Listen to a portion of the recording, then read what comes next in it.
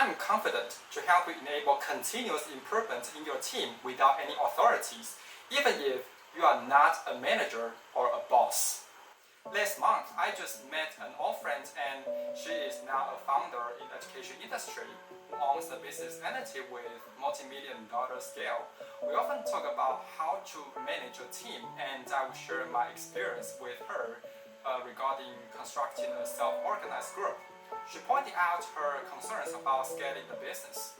Because as the team expands, the complexity of communication increases as well. So she cannot always take control over the progress, but forced to authorize her members to propose solutions.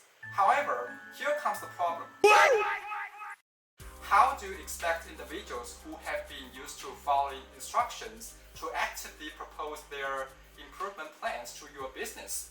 I know many managers or bosses might have ever thought of the same questions before. How to lead a team to improve themselves without pushing them? If you want to know how, I'll give you the simplest tip and you could do it right after watching this video. Hello guys, I'm Andy, your Agile coach. Today, I want to share a simple method to assist your team start improving themselves without your requirements. In this video, I'm going to reveal an easy but deep principle that triggers members' awareness to facing problems and solve them on their own. Additionally, I will tell you the importance of holding a retrospective session. Why is that? Why is it needed? And how to kick off a retrospective meeting without effort. I started my first retrospective meeting with only a whiteboard, and our team begins improving many aspects of the project.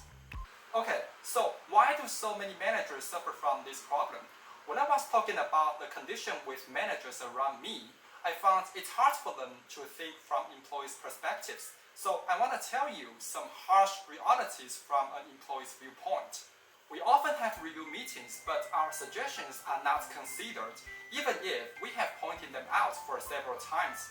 For example, a team had said that our software architecture should be refactored, or the data loss situation will occur very often, and that caused a lot of operation cost to explain to customers. However, the stakeholders knew the condition, but would like the features to be released as soon as possible, and never considered the team's advice. Similar scenarios happen many times. We have understood that the review meetings are meaningless because many constructive suggestions are not carried out.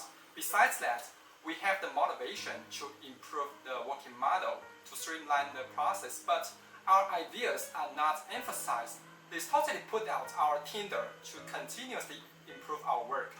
Lastly, the problem is often caused by the management style of a team, especially when strong control over members are applied.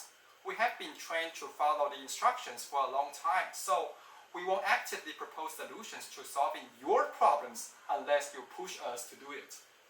Do you feel frustrated when your employees say this? But that doesn't mean enabling continuous improvement is impossible. Instead, it is fucking easy and you just need to repeat what I am going to introduce again and again. So I want to reveal a deep principle that is easy but most people choose to ignore it. Transparency. Why is this so important? As an employee, often you are working at the front line and it must be you who see the defects of a project, no matter in workflow, people interaction, or resources that really impact your performance.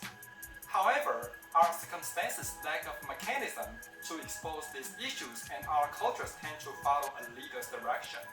And that disables the autonomy of a team to propose their own solutions to improving the problems.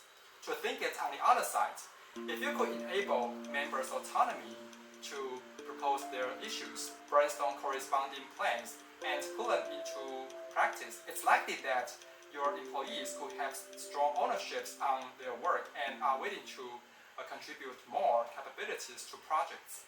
It sounds pretty ideal, but how to do that? I have told you the pain points a manager suffers from and the vision from an employee's perspective. Now I want to get into Agile best practices to tell you how to enable continuous improvement with a retrospective board. In the Scrum framework, we all know there is an event called Sprint Retrospective. Of course, in this video, I don't want to restrict the topic to Scrum because this skill could be applied to any collaboration events as you want to activate members' self-improvement mindset. So let's take a look at the Scrum Guide and see what is that and why it should be applied. By definition, a sprint retrospective inspects how the last sprint went with regards to individuals, interactions, processes, tools, and their definition of done. And its purpose is to plan ways to increase quality and effectiveness. In this session, an Agile team discusses what went well during the sprint, what problems it encountered, and how those problems were solved. When I was reading the paragraph, I came up with an idea to visualize the description to help members understand what we are going to do in this session. In a real scenario, I use a table to show you the necessary inspected items in a retrospective meeting. As I just mentioned, we are going to review 4 aspects: individuals, interactions, processes, and tools. And we'll be thinking about what went well, what problems it encountered, and how those problems were solved. In my team's practice, I will add one more column to inspect what has been running well since we have decided to add it to our working model and keep it. In this way, there is a 4x4 table that forms a fundamental retrospective board, and the members could write down their observations on the sticky notes and stick them on the corresponding frames. By the way, some people might question why I ignore the definition of done in this table. Well, that depends on your collaboration model. In my team, we review the definition of done only when the delivered quality is unsatisfied. So we tend to separate it from this table and improve it at the other time of the retrospective session. Usually, we take about 10 to 20 minutes to write down our description and stick notes on the board. And then I will stand in front of the board, populating all the sticky notes from top to bottom, left to right. Remember, as you are populating items in the bad column, try to collaborate with your team to talk about a doable solution. Write it down and put it at the planned column. This step is very important because you cannot review everything without any summaries. And the discussion process will help the team understand what kinds of hidden issues they are facing. We're gonna solve it as soon as possible. We people are sensitive to negative events, so usually you will see many bad items stuck on a bad column. But we also need to discover some great things during our working sprints. For example, I will point out some members willing to come to my seat and tell me hidden issues they are encountering in this retrospective session. We improve things that went unwell, but also reveal positive items happening in our environment. And the most important thing is, once you have reached a consensus on a solution, try to implement it and review the results at the next retrospective session. The most valuable thing for members is that their suggestions are carried out whatever the result is, and they feel emphasized during the process. This will enable their autonomy to provide more constructive advices to improve many aspects of the project.